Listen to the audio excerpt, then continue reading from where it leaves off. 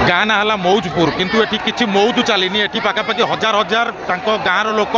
बर्तमान सौम्य रंजन स्वाई जहाँ आप देखुवे टीवी देखुवे मोबाइल देखुवे तेबे तांकर मृत्युवरण है किछि लोक बाड़े मारिदेले अवश्य आ पछरे गोटे इतिहास अच्छी से विषय में मुझे आपको किंतु वर्तमान लोक रास्ता रोक करिसंती प्रशासन विरुद्ध रे आपणकर कंप्लेन आणुचंती समस्त एवं प्रशासन विरोध में जो लोकंकर राग अच्छी सेटाकू सी रास्ता बंद करके प्रतिरोध करुचंती तेबे मौजपुर रे किछि मौज चलीनी गोटे मार कोल खाली हो गला एवं से लोक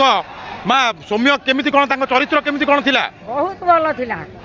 किंतु तांको टीवी रे देखाउची मोबाइल देखाउची जे दीटा झियो गले तांको रेप करदेले तांको टणा उटरा कले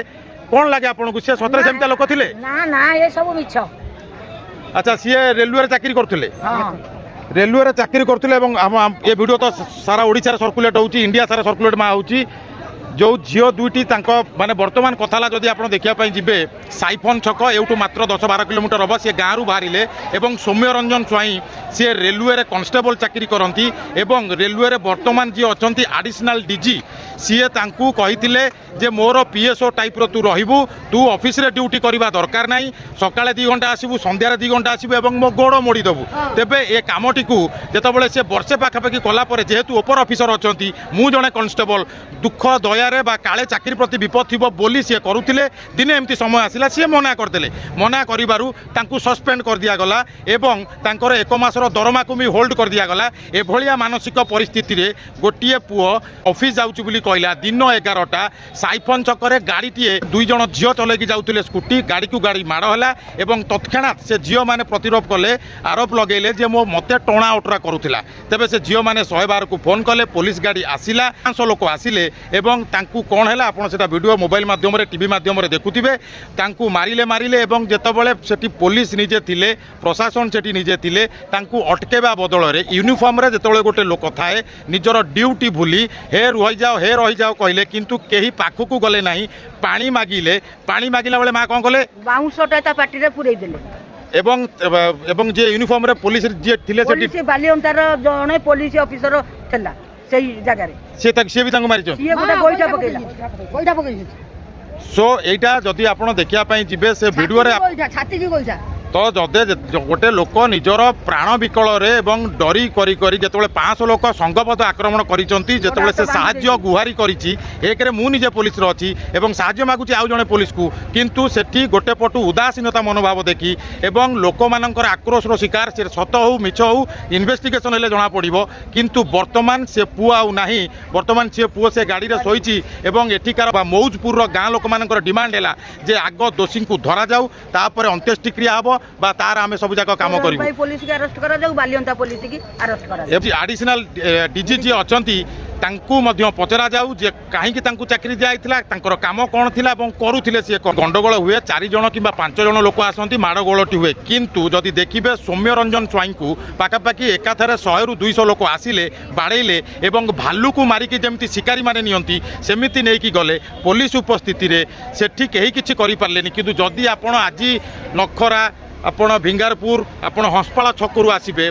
प्रत्येक 100 मीटर रे पुलिस गतकाली मारिला बेले पुलिस थिले किछि कले नाही प्रशासन नीरव रहिला जेतबेले वीडियो वायरल हैला आज हजार हजार पुलिस आपणकर एसपी डीसीपी एसीपी थानार भारप्राप्त अधिकारी होमगार्ड कांस्टेबल आज गंडा गंडा बुलुचंती किंतु जोथि पाई लोकंक सरकार रे लोकंक सेवा पाई जो विभागटी अछि से विभाग रे हेई पारला नाही वर्तमान सौम्य रंजन स्वाई गोटिए बोली पुओ रोजगारिया पुओ बाप माँ को अनाथ करदे वर्तमान से पिला सेठी सोईची मौजपुर आउ मौज नाही समस्तंक घरे कांद बोबाली चली भल पिला थिला सुंदर पिला थिला व्यवहार भल थिला भूल किछि नथिला एवं से झियो कहूची मते टाणिले मरीगला परे कहूची मते रेप करदेले माने गाड़ी एक्सीडेंट हैला माड़ हैला एवं मरीगला भितरे साइफन छक उपरे तांकू रेप भी करदेले एवं से रेप करदेले केही देखि पारलेनी समस्तंक आखिरे अंधपुटुली मरा आइतिला एभलिया परिवेश भितरे लोकंकर मत होला जे ताकू विधिबद्ध भाबरे गोटे षडयंत्र करी ताकू मरा जाईची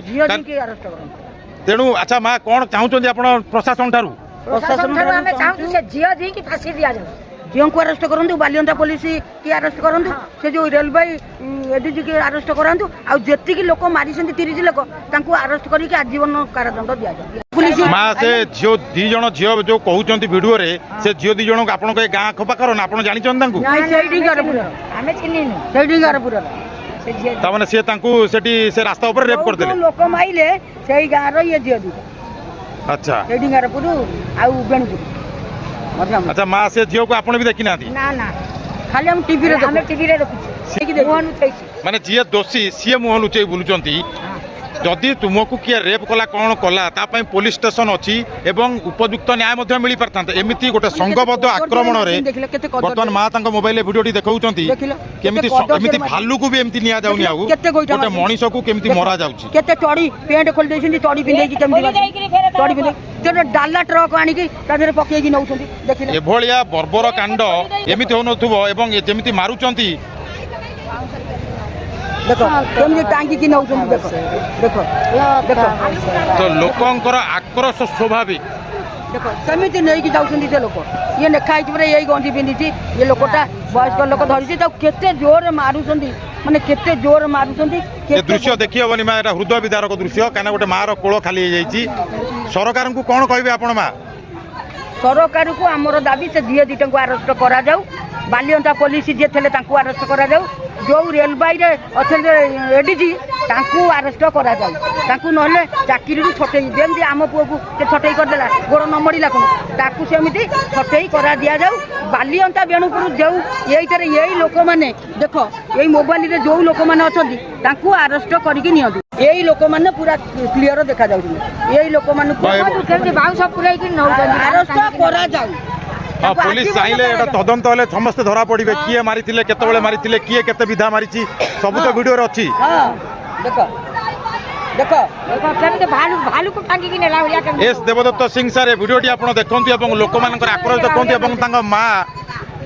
ତାଙ୍କ ମା ସେପଟେ ମା ବ୍ୟସ୍ତ ହନା ମା ବ୍ୟସ୍ତ ନା ରୁହ ମା ବ୍ୟସ୍ତ ହନା ଦେହ ଖରାପ ହେଇଯିବ ମା କାନ୍ଦେ ଆଉ ଜୀବନ ସିଏ ତ ଯାହା ଗଲା ଗଲା ବର୍ତ୍ତମାନ ତମ ଦେହ ତମେ ଖରାପ କରନି ସକାଳୁ କାନ୍ଦ ଚାଲିଛି ତମର ଟିକେ ଧୈର୍ଯ୍ୟ ରଖ ପାଣି ଟିକେ ଦିଅ